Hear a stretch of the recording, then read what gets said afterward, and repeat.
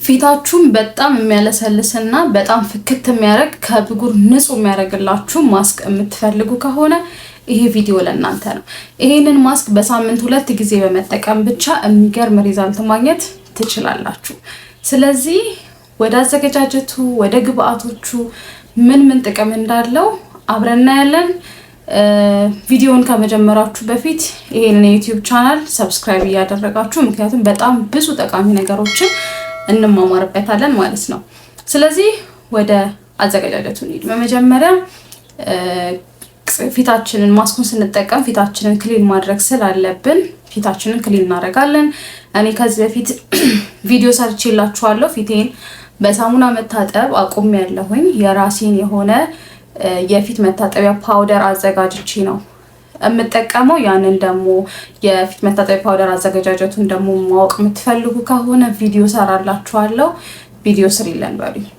ስለዚህ አሁን በሱ ፊቴን ታጥቤ ከዛ በኋላ ወደ ማስኩ አዘገጃጀት እንሄዳለን ማለት ነው።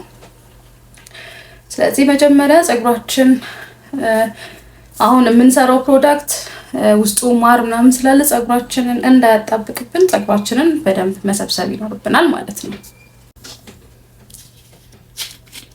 ከፊት መታጠቢያ ፓውደሩ እንደዚች ለዚህ ትንሽ ተወስዳላችሁ። ከዛ ውሃ ማድረግ ነው።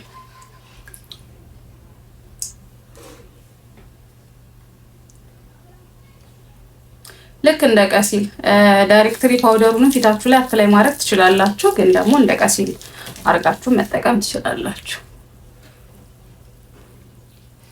ይሄ ከየትኛውም ክሊንዘር ብላችሁ ከምትገዙት ነገር ሳሙና ከምትሉት ነገር እኩል ኢፌክቲቭሊ ይሰራላችኋል። እንደውም ሞር ቆዳን ብራይት የማድረግ ባህሪ ያለው እኔ ኦልሞስት ወደ 3 ወር ምናምን ሊሆነኝ ነው መጠቀም ከጀመርኩኝ ማለት ነው። እና በጣም አሪፍ ሪዛልት ነው ያለው። ጓደኞቼ የሚጠቀሙት ነው በጣም የወደዱት እና ኢቨን እነሱም ፓውደሩን ነው የሚጠቀሙት፣ ሳሙና አቁመዋልና ፕሊዝ ቤታችሁ ውስጥ እያዘጋጃችሁ እንድትጠቀሙት ሪኮመንድ አደርጋችኋለሁ። አንድ አሪፍ ነገር ደግሞ ምንድነው ቤታችሁ ውስጥ ማዘጋጀት እንደዚህ አይነት ነገር በጣም ጊዜ ለሌላችሁ ለምትሰሙ ሰዎች ደግሞ ፓኬጅ እያዘጋጀሁኝ ነው።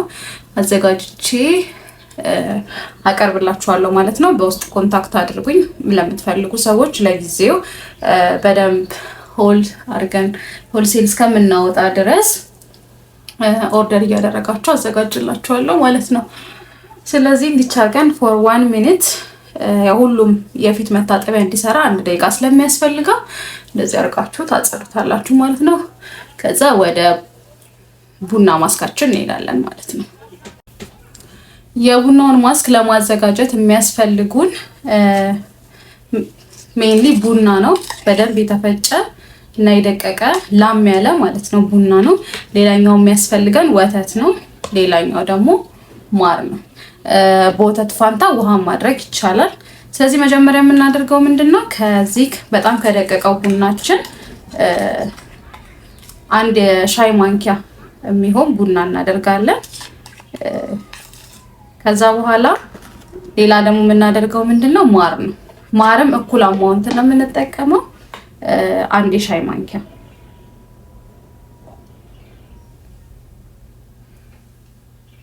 አንድ ሻይ ማንኪያ ቡና እናደርግበታለን ማለት ነው። አይ ሚን ማር እናደርግበታለን ማለት ነው።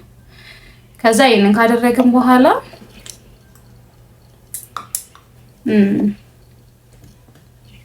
ኤክስትራ ሃይድሬሽን ፊታችን ላይ ለመፍጠር ትንሽዬ ወተት ጠብ እናደርግበታለን።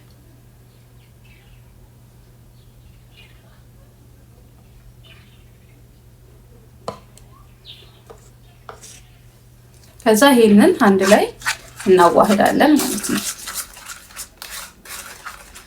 ኮንሲስተንሲውን በጣምም ያልወፈረ በጣምም ያልቀጠነ መሆን አለበት። በጣም ከወፈረባችሁ ወተት ማድረግ ወር ውሃ ማድረግ ትችላላችሁ። በጣም ከቀጠነ ደግሞ ትንሽ ቡና አድርጉበት። የኔ ይሁት ትንሽ ቀጥኗል፣ ስለዚህ የተወሰነ ቡና ጨምርበታለሁ ማለት ነው።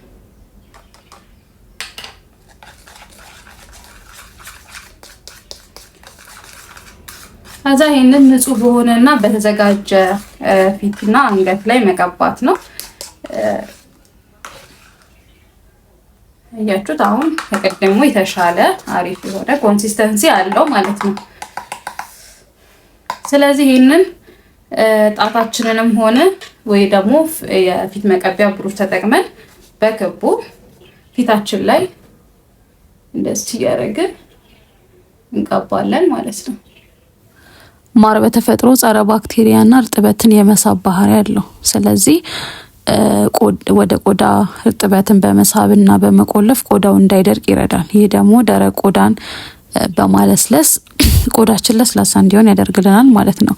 ሁለተኛው ደግሞ የማር ሌላኛው ጥቅም ምንድነው? ጸረ ባክቴሪያ ስለሆነ ብጉር የሚያስከትሉ ባክቴሪያዎችን በመከላከል ለማከም ይረዳል። በተጨማሪም ደግሞ የጉዳቱ ምልክቶች ወይም ጠባሳዎች ቶሎ እንዲድኑ ያደርግልናል ማለት ነው። ሌላኛው ባህሪው ቆዳን የማረጋጋት ሲሆን ኢንፍላሜሽን፣ መቅላት ነገሮች ካሉ እነሱ እንዲቀንሱ ይረዳናል። ሌላኛው ደግሞ ጸረ እርጅና ወይም ደግሞ አንቲ ኤጂንግ ባህሪ ያለው በውስጡ ያሉት አንቲኦክሲደንቶች ቆዳ ሴሎችን ከነጻ ራዲካሎች ወይም ከፍሪ ራዲካልስ ጉዳት በመከላከል የእድሜ መግፋት ምልክቶች እንደ መጨማደድ ያሉት እንዳይታዩ ይረዳል ማለት ነው። ሌላኛው ቡና ነው። ቡና ደግሞ የኤክስፎሌት የማድረግ ወይም ደግሞ ስክራብ የማድረግ ባህሪ ስላለው የሞቱ ቆዳ ሴሎች፣ ቆሻሻዎችና ቅባቶችን በማስወገድ ቆዳችን ብሩህና ለስላሳ እንዲሆንልን ይረዳናል። ሌላኛው የሰርኩሌሽን ነው። ምን ማለት ነው? በውስጡ ያለው ካፌን የደም ዝውውርን በማፋጠን ቆዳችን ብሩህና ህያው ሆኖ እንዲታይ ይረዳናል። እንዲሁም ካፌን የደም ስሮችን በማጠብ በአይን ስር ያሉ እብጠቶች እና ጥቁር ክቦች እንደ ዳርክ ሰርክልስ የምንለው እንዲቀንስልን ይረዳል ማለት ነው። ጸረ እርጅና አለው እሱም ወይም አንቲ ኤጂንግ ቡና ፖሊፊኖልስ የሚባሉ ኃይለኛ የሆኑ አንቲኦክሲደንትን ስለያዘ ቆዳን ከአካባቢ ጉዳቶችና ያለ ጊዜው ከሚመጣ እርጅና ይከላከልልናል። ሌላኛው ደግሞ የቡና አሪፉ ፓርት ምንድነው? የፊትን ወዝ ይቆጣጠራል።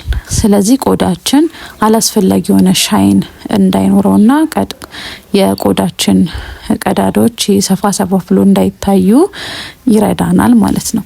ስለዚህ እነኚህን ሁለቱን ማስኮች አንድ ላይ ስናደርግ የምናገኛቸው 3 ዋና የሆኑ ጥቅሞች አሉ። ምንድነው? ቆዳን ማጽዳትና ማርጠብ ነው። ቡና የሞተ ቆዳን ያስወግዳል። ማር ደግሞ ያ ከጸዳ በኋላ ቆዳው እንዳይደርቅ እርጥበትን ይሰጣል። ብጉርን መዋጋት ነው ሁለተኛው። እሱ ምንድነው? ቡና ቀዳዳዎችን ሲከፍት፣ ማር ደግሞ ጸረ ባክቴሪያ ባህሪ ስላለው የብጉር መከሰትን ይዋጋልናል ማለት ነው። ሌላኛው ምንድነው? የደመቀ ገጽታ እንዲኖረን ነው። ቡና የደም ዝውውርን በማነቃቃት ማር ደግሞ ቆዳን በማከም ለቆዳው የሚያበራና ወጣትነት ገጽታን ይሰጥልናል ማለት ነው። ስለዚህ ይሄንን ማስክ በሳምንት ከ1 እስከ 2 ጊዜ መጠቀም ይኖርብናል።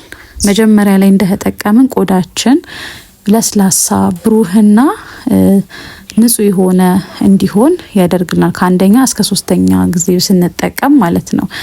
ከ2 እስከ 4 ሳምንት ውስጥ ደግሞ ስንጠቀም የብጉር መቀነስ፣ የቆዳ መልክ መስተካከል፣ የቆዳ ጥራት መሻሻል እነኚህን እናገኛለን ማለት ነው። ስለዚህ ወዲያውኑ እንደተቀባ ነው ቆዳችን ልስልስ ያለና ብሩህ እንዲሆን ይረዳናል።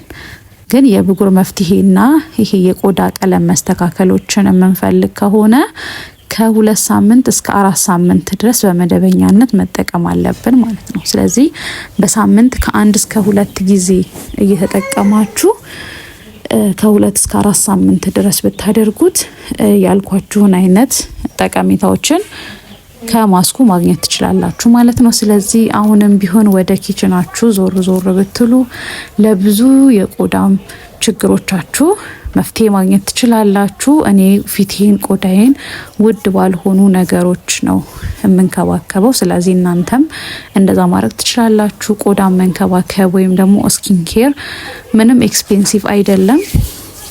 ኤክስፔንሲቭ ነው ብላችሁ ለምታስቡ ይሄ ማሳያ ይሆናችኋል ብዬ አስባለሁኝ።